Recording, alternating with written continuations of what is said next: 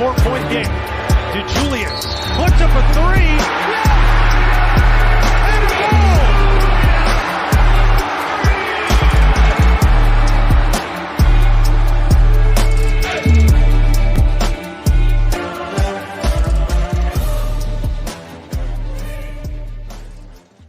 Bearcat Blitz wrapping up the 2023-24 Cincinnati Bearcats basketball season. I'm your host, Russ Heltman. He is my co-host, Neil Meyer, both of us with BearcatsTalk.com. Check us out at BearcatsTalk.com. Whatever medium you use to access the internet, you can check us out all over there, as well as on Apple, Spotify, Google, all of those podcast platforms. Talking Cats with Russ Heltman, the YouTube page, and we welcome in all of our Bally Sports Ohio viewers checking us out on that TV channel there as well. Cincinnati falls to Indiana State 85-81 in the quarterfinals of the NIT, same spot where their season ended a year ago. But I would say an overall better season and a better team, just every single rendition of it under Wes Miller so far. Neil and I will break the game down, kind of look at the overall impacts of the season, give some awards out. We have MVP ready, we have Most Improved ready, and we have Unsung Hero. Wanted to note that as well, part of our trio of awards in the second segment. And then we dive into the latest with the portal. It's already pinging. It's already red hot. The floodgates are wide open right now, even with the NCAA tournament going on. And Cincinnati has already been in the mix with a few names. We discuss all that and more on this episode presented by Bet Online. The tournament is here, and Bet Online is your bracket headquarters for this season with the best bracket contest out there, odds, lines, and info as well on every single game and every round right up until the national championship. You can access the most up-to-the-minute wagering information anytime from your desktop or mobile device, and even track your bracket in real time all the way through the tournament. Head to the Bet Online hub today and get in on all the action. Remember to use promo code BELIEVE for 50% off on that welcome bonus. Once again, that's BLEAV for your 50% welcome bonus on your first deposit. Bet Online, the game starts here. Neil, they held a 36-32 lead at the half, did the Bearcats. But the motion offense, the Kareem Abdul-Jabbar, Kareem Abdul-Jabbar, and the overall three-point maestro, just magnificence out of Indiana State was too much to overcome. They give up 53 points in the second half. Very rarely do you see that out of a Wes Miller coach team, and they fall 85-81 behind 22 points out of Robbie Avila. He was fantastic in this one. 5 rebounds, 6 assists. A little bit of help as well from the referees. They did not call some clear fouls in this one that would have swung this game a little bit more in the Bearcats' favor potentially, but you get that performance on one side, 18 points from Ryan Conwell. He did not necessarily get shut down by John Newman and company. Was held at bay a little bit, 6 of 14 from the field, but not ultimately shut down. And on the flip side, just not enough scoring concentration across the board from the Bearcats. You get 47 points from Simas Lukosius and Jizzle James, and nobody else, only one other player got into double digits, and that's Dan Skillings, 5 of 11 from the field. Jizzle James got the mid-range game cooking a little bit again in this one, but 0 for 4 from 3. Cincinnati goes 10 of 22 from the three-point line. Not enough to match the 13 of 30 mark from Indiana State, although Simas Lukosius continues to fill it up, man. Another multi-3 performance, 6 for 14 from outside, as the Bearcats now turn the page to the offseason at the same point they did last year. Overall thoughts on this game, Neil, as Cincinnati falls 85-81. We anticipated the high scoring.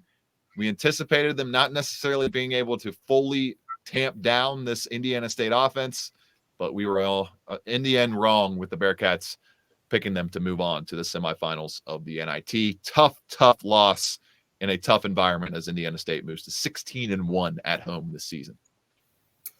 Yeah, absolutely, Russ. It was a tough one on Tuesday night, but overall, I think the game really changed there late in the second half. I believe Indiana State was on that 8-0 run. Aziz Bandego gets clearly fouled before the dunk attempt off the pass from Jizzle James results in a 3 on the other end, which sparked an 8-0 run. Wes Miller gets the technical foul. I think that run right there, that call right there is what flipped the momentum in this game, but we talked about it heading into this one. Robbie Avila, was going to be the guy to watch for Indiana State. And man, was he fantastic, as you mentioned. 22 points, 5 rebounds, 6 assists. He was doing it all. I mean, Russ, they're late in that second half. That 3-ball, you don't see a 7-footer pulling up from 2-3 feet behind the arc, and he made it look easy. There's a reason he's earning all the nicknames and all the attention he's doing, but he was electric last night. I thought Simas Lukosius continued his dominance for this Cincinnati Bearcats team. Obviously, down the stretch, he hit the big 3 to get the game close in the final seconds, like he has done all season. Big time shot after big time shot. But overall, despite 26 points, the job was just not enough for Cincinnati. But now they move forward into this offseason where it could get dicey, Russ, and we'll get into that later. But the season ends where it ended last season in the NIT quarterfinals. But there's still a lot of trajectory moving forward as the Bearcats end year 3 under head coach Wes Miller.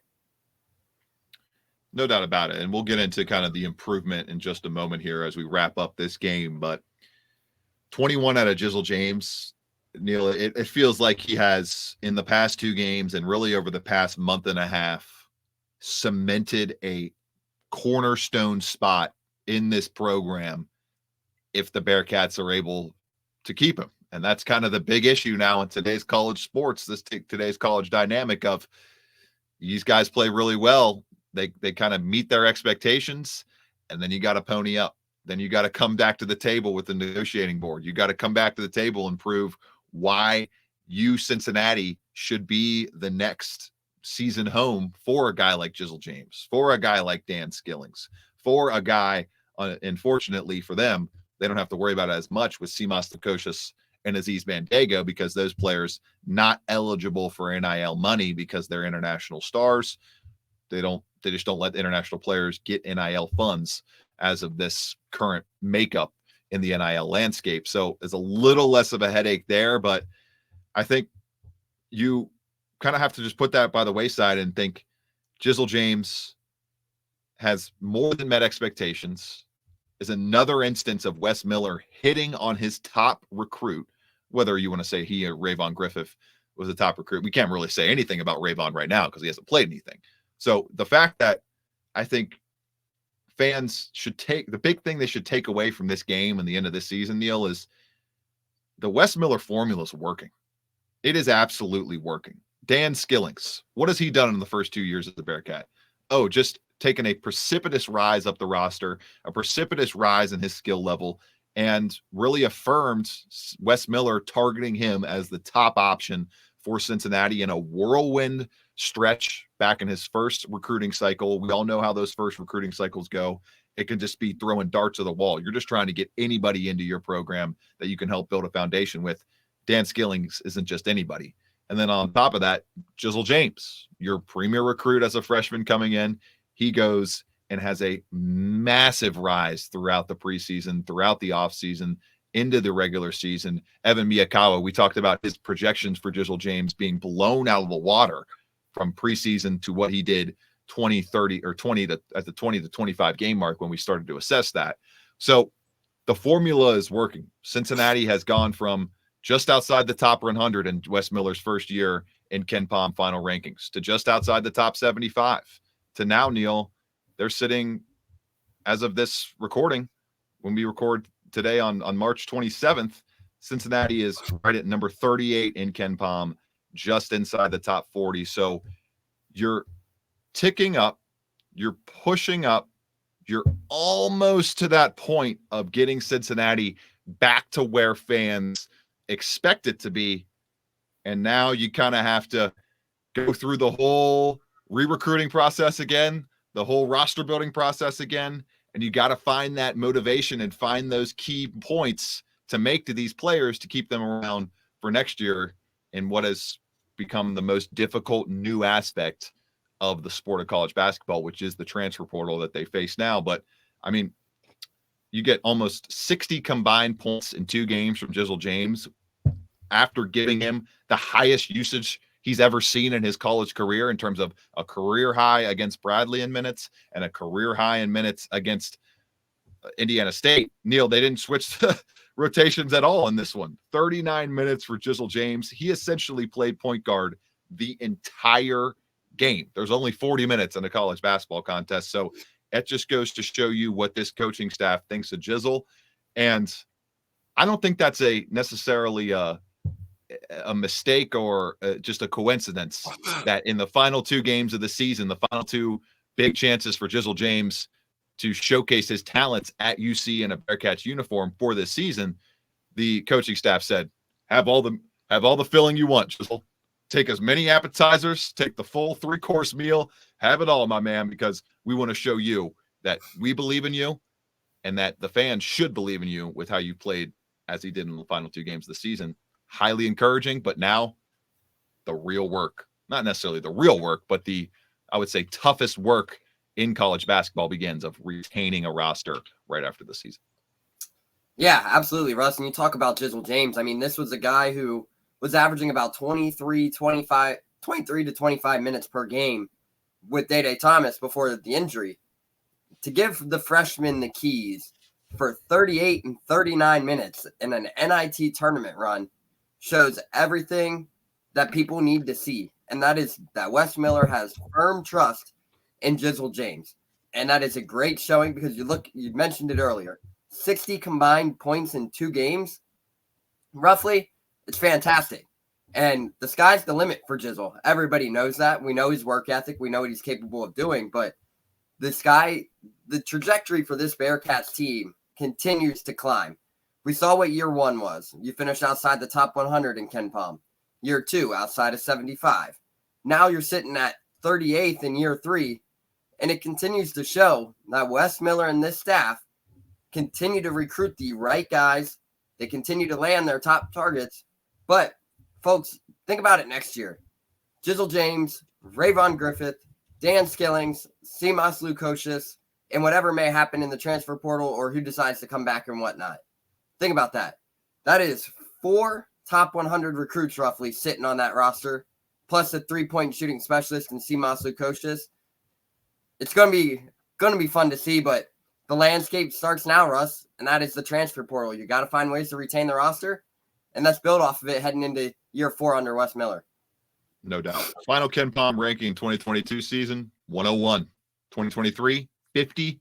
And 2024, 38. And we were boosted Jizzle up a little bit more there. I meant to say combined 50 points. He didn't quite hit the near combined 60 mark. He had 25 in the game against Bradley and 21 on Tuesday night. So obviously it's closer to 50 than 60, but big time performances nonetheless out of Jizzle James as we take a break here and give out some awards before taking the latest look at the transfer portal interests out of Cincinnati.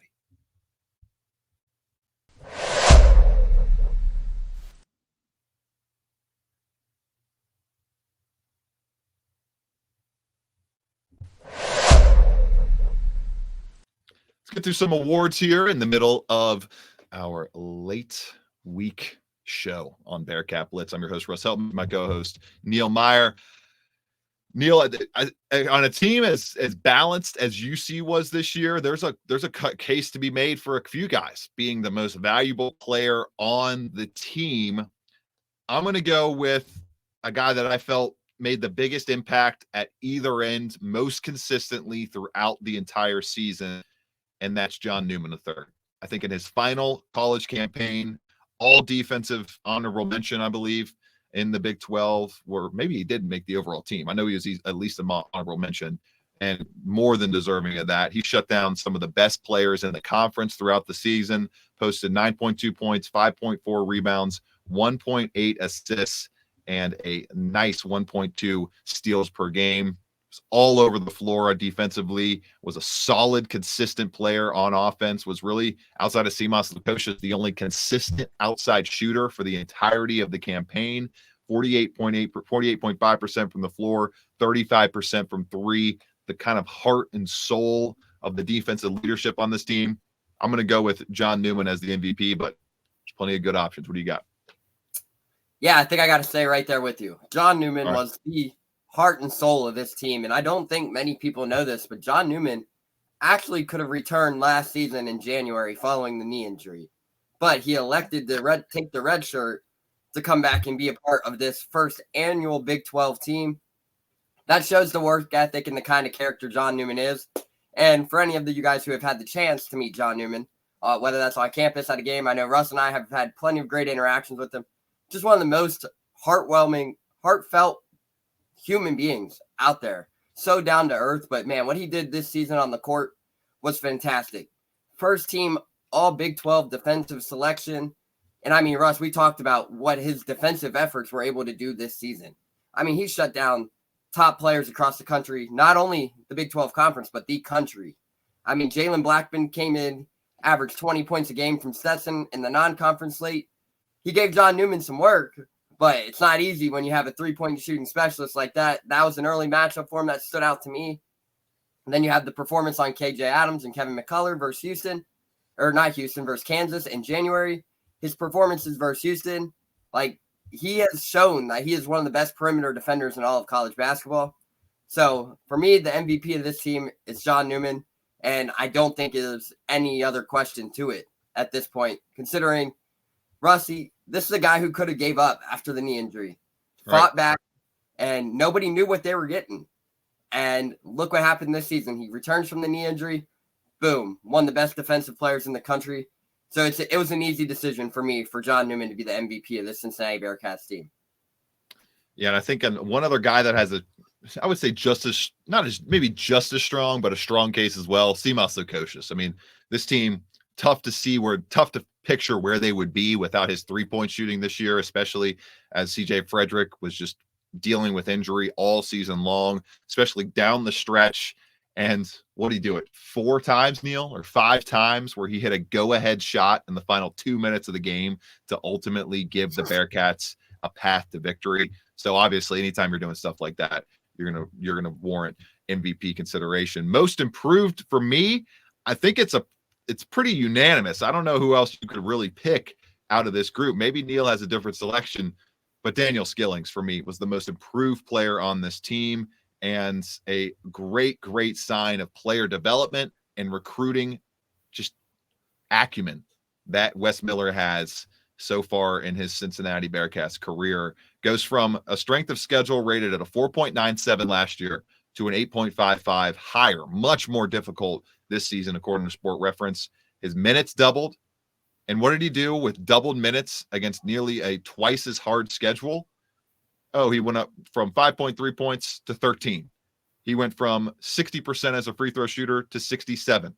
He went from a bad three-point shooter to still a bad three-point shooter, but improved in that sense. 28.4% this year to 25.7% as a freshman, and overall improved his two-point shooting as well, was near 50% from the floor.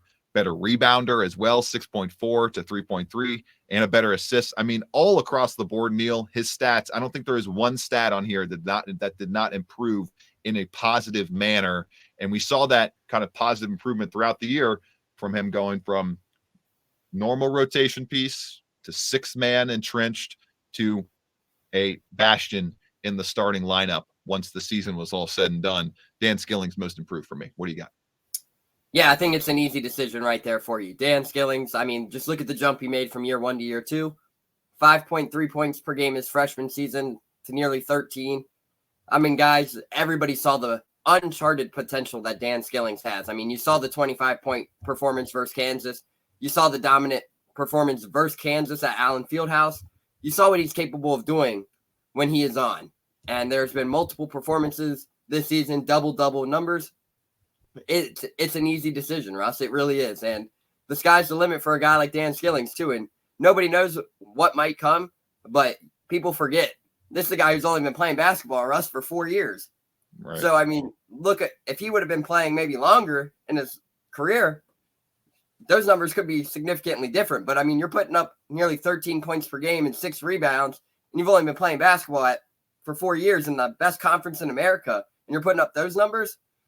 Get ready, because he's going to take the world by storm here in the next couple of years.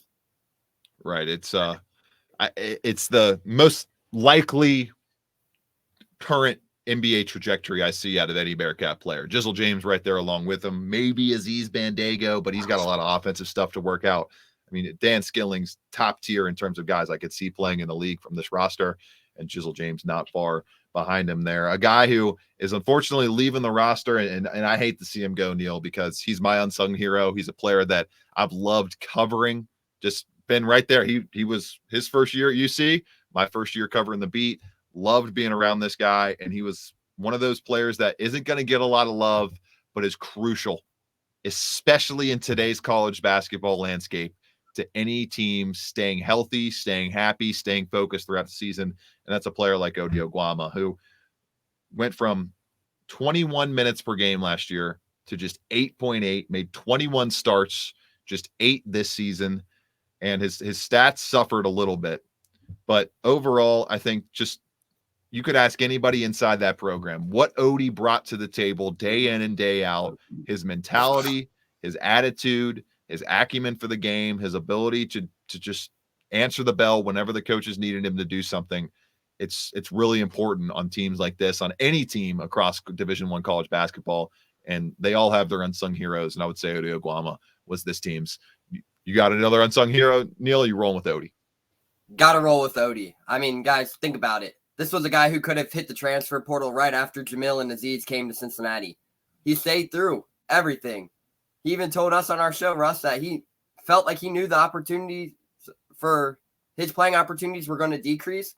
But man, he was the heart and soul of this team. And people don't realize the kind of attitude, the positivity he brings. But when we got the chance, Russ, to interview Odi, whether it's at the program or at the school, here on our show, whenever we got the opportunity, Odi Oguama, positive attitude, always smiling, joy to be around, high energy. Those are the kind of guys you need in a program. And I think anybody could attest to this, but what he did for that program over the last 3 seasons was phenomenal.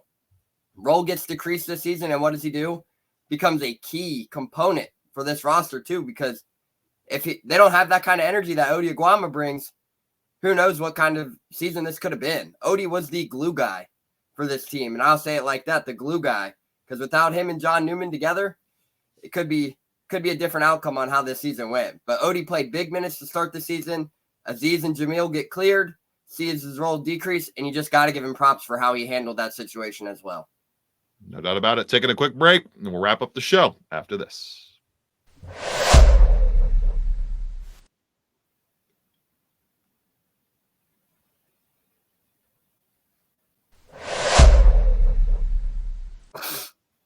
All right, Neil, not much time left to get into the transfer portal, but a ton of time on future shows to dive into it. We will be doing that over the next few weeks or so as Cincinnati reshapes the roster here. Let's go ahead and give a primer on what we have obviously heard so far and what fans can kind of expect from the current roster. So CJ Frederick, Jamil Reynolds, and Aziz Bandago all have COVID year eligibility left. CJ Frederick can come back if he would like. There are not strong indications that that is going to happen. We will see what ultimately goes down there.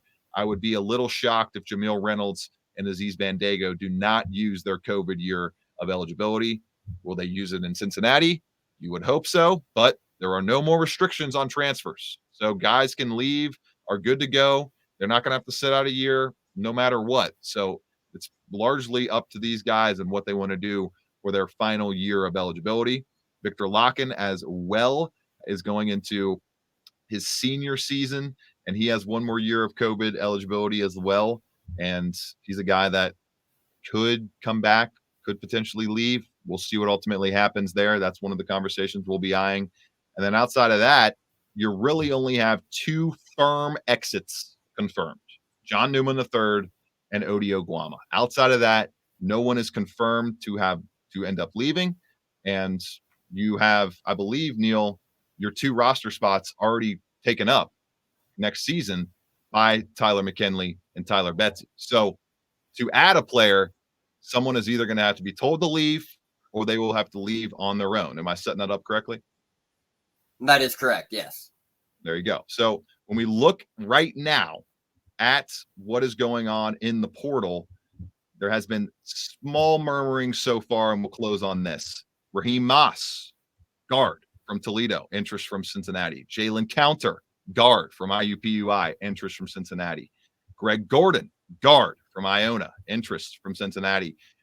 Kanan Carlisle, guard, Stranford, interest from Cincinnati, and Marquise Warwick. We all know him from Northern Kentucky, legendary guard there, interest from Cincinnati. As we close here, Neil, it seems like they're going to be going for guards in the transfer portal, and we will keep an eye on that.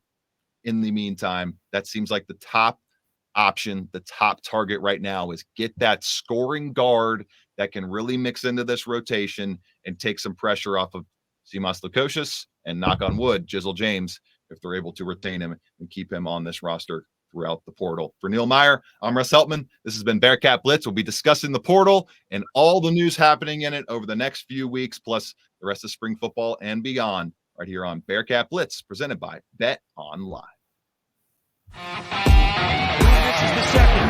15 seconds left. Shot clock off. 4-point game. DeJulius puts up a three.